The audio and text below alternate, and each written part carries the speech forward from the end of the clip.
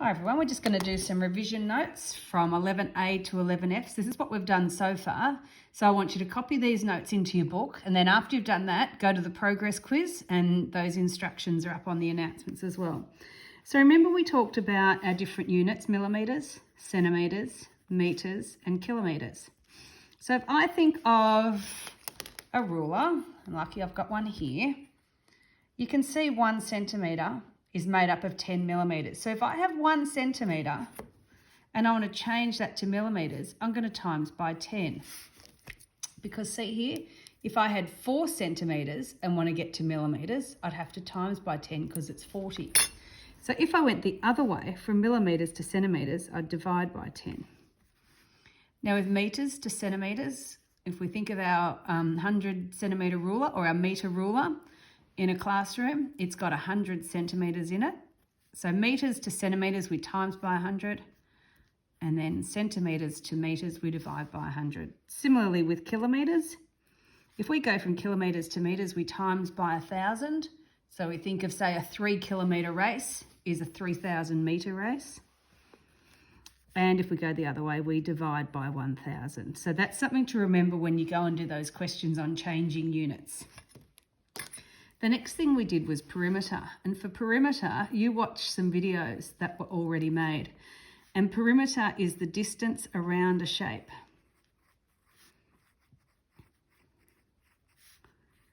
So all you have to do is add up all the distances. So sometimes you might have one, say, that looks like this,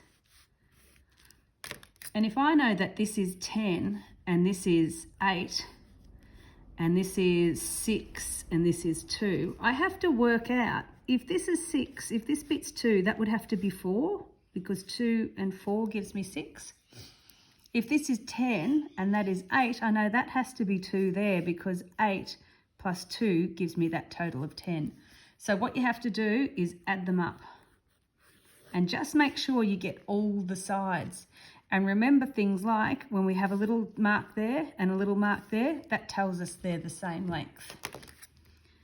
The next thing we went on to was area of a rectangle. And you guys did some questions from the textbook on this, so hopefully you're good at it. We said that the area is the length, L, times the width. So whatever this distance is here, you times it by its width, and that gives you a rectangle. One you did via a video, not one that I made, but one of the commercial ones, we did area of a parallelogram. And a parallelogram is just a rectangle that's been pushed to its side. So it looks like this. And with a parallelogram, we call this the base.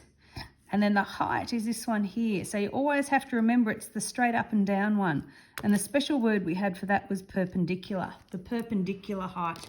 So it's quite similar to the rectangle here, except we say area equals base times height.